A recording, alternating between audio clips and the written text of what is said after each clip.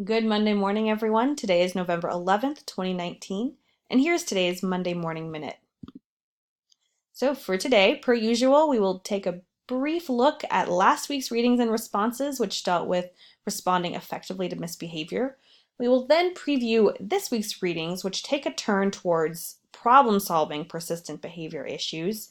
And then I will discuss our final critical response, number 10, which is coming up this week.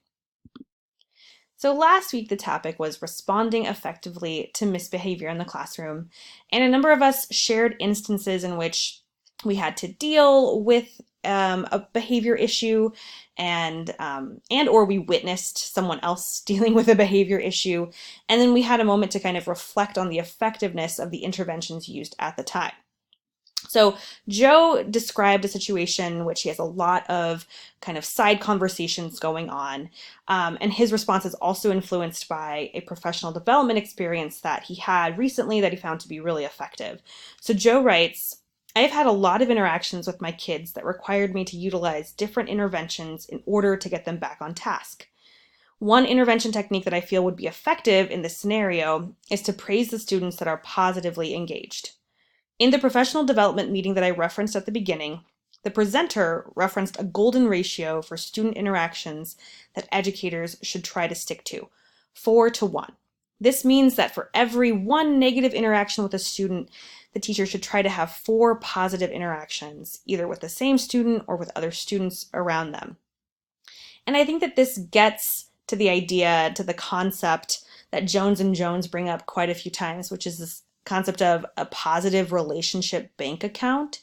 So again, not to belabor the point for the millionth time, but those relationships with our students are so very important, and having a positive balance in that relationship bank account can be super helpful, especially when we need to problem solve misbehavior. So thank you, Joe. And Rachel told a really interesting story about her experience recently chaperoning a 3rd grade class at a corn maze. And so Rachel writes, when we got to the corn maze and started working our way around it, I was having a hard time keeping even 4 kids together. They were running in different directions and each wanting to find their way. I couldn't help panicking a bit, thinking about how I was going to lose one or all of the kids. I needed to do something, even if for my own sanity. I suggested to the boys that each of them were going to take a turn being our leader. When we came to a fork in the maze, we would alternate who decided which way we went. I didn't think about this at the time, but the intervention worked to keep the kids safe and together, encourage independent problem solving, cooperation, and an opportunity for the boys to celebrate each other. So cool. So glad that everything worked out for the best, Rachel. And also what I think Rachel's bringing up here too is a theme that we will see carried through in the Jones and Jones chapter for this week about problem solving. Rather than sort of being punitive when misbehavior occurs, wouldn't it be super cool if we could find a way that students are actually learning important skills as they're reflecting on their behavior choices, and all with the goal of doing better in the future. So I love that Rachel's bringing up things like problem solving, cooperation, even celebrating each other. Wouldn't it be awesome if our behavior management system helped students to develop skills rather than just kind of told them what was wrong with what they were doing? And again, that's the theme of Jones and Jones. So the Jones and Jones chapter is called Using Problem Solving to Resolve Behavior Problems. And a couple really big ideas that I pulled from this chapter that I'd like us to think about are first, the idea that they write that problem solving is the antithesis of the obedience model of discipline. So they talk a little bit about this obedience model, which was old-fashioned even like 40 years ago and continues to be old-fashioned today. And the idea that simply students should listen and should behave because the teacher is the authority figure, period. And we know that it's not as simple as that. It never has been as simple as that. And so the idea here is that we have to earn our students' respect, and we have to kind of live by the ideals that we seek to instill in our own students. And so they position this idea of problem solving as a way to get at that respect, as a way to develop students' interpersonal skills. And so they also write, rather than establishing a teacher versus student debate or a situation in which you manipulate the student by offering rewards for changed behavior. The student is meaningfully involved in examining their behavior, discussing their needs in the situation, and developing a plan for changing the behavior and improving the setting. So that is kind of the big idea behind this problem-solving approach to behavior issues. So they go into some depth about various approaches to problem solving, and they sort of center on one, William Glasser's reality therapy model of problem solving, which has 7 distinct steps that, of course, they walk you through. They give you models of how it could look in a classroom. They also delve into the idea of class meetings. So once again, when we're thinking about earning students' respect, it also needs to be said that students should be more involved in all aspects of instruction. And so they suggest class meetings, and in fact, class meetings that eventually students themselves take over as a way to kind of clear the air, as a way for students to bring up problems that they're noticing and to collectively problem solve around them. And finally, they end with a few thoughts about what to do with serious and continuing student behavior problems. So they bring up the model, the PBIS model, the positive behavior intervention and support model, which again is a school-wide system.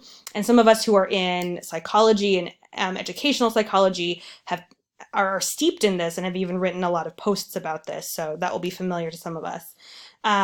They also, once again, kind of in line with this idea of student agency, suggest involving students in solving these school-wide behavior problems, like kind of putting it to them.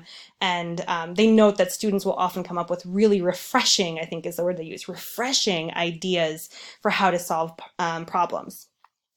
And I think really importantly, they put forward a critique of so-called zero tolerance policies for a variety of reasons, one of which that I found particularly compelling is the notion that such zero tolerance policies disproportionately affect students of color.